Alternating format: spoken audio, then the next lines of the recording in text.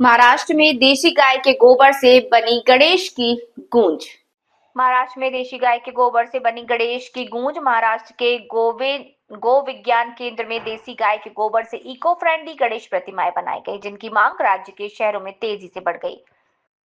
गणेश चतुर्थी पर बाजार में भगवान गणेश जी की कई प्रतिमाएं नजर आती हैं, लेकिन महाराष्ट्र के गौ विज्ञान केंद्र ने गाय के गोबर से गणेश जी की अनोखी प्रतिमा बनाकर सबका ध्यान खींच लिया।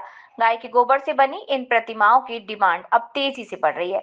इन्हें लोग इको फ्रेंडली गौमय गणेश जी के नाम से बुलाते हैं। खास बात यह है कि इन प्रतिमाओं को साफा पहनाकर सजाया भी जा रहा है। महाराष्ट्र गौ सेवा आयोग के उद्धव जी नेरकर ने बताया कि प्रकृति और गौ संरक्षण को ध्यान में रखते हुए ये प्रतिमाएं बनाई गई। आध्यात्मिक परंपरा को ध्यान में रखते हुए गोबर गणेश की परंपरा को जीवित रखने का प्रयास किया गया है।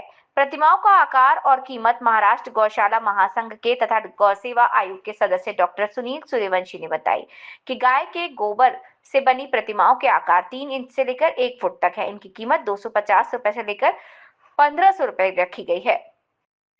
इन्हें घर के किसी बर्तन या गमले में भी विसर्जित किया जा सकता है, जिससे प्रकृति को नया पौधा मिलता है। यही कारण है कि इन्हें इको फ्रेंडली गणेश कहा जाता है, क्योंकि ये प्रकृति को कुछ वापस लौटाने का संदेश देती है। महाराष्ट्र से वंदे भारत ब्यूरो चीफ विवेक भिंडे की रिपोर्ट। गो विज्ञान अनुसंधान केंद्र ने विशेष रूप से गोमूत्र के ऊपर, गोबर के ऊपर और देशी गाय की नस्ल के ऊपर अनेक प्रकार के प्रयोग किए हैं। बहुत खुशी की बात है कि उन्होंने गोबर से गणेश मूर्ति की भी तैयार की है और इस बहाने अनेक महिलाओं को रोजगार भी मिला। और इतना ही तो उसके अंदर में जो बीज है उसके कारण वृक्ष भी निकलने वाले हैं। हमारी इकोलॉजी एंड एनवायरनमेंट को ध्यान में लेकर एक बहुत अच्छा उपक्रम है।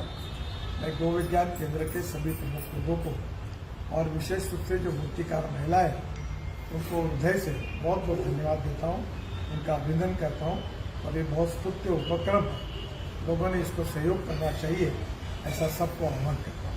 नमस्कार।